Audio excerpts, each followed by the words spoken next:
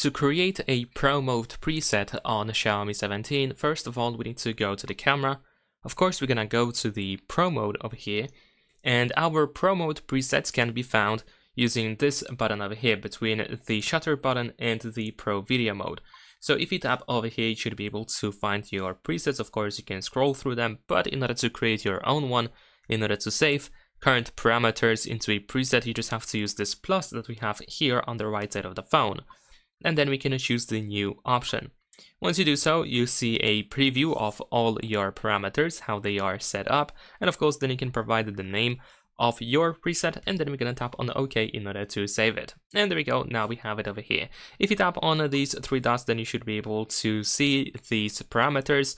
You have a couple of additional options in here at the top of this menu, like for example, you can rename the preset, you can export it, you can remove it, or you can just close this menu.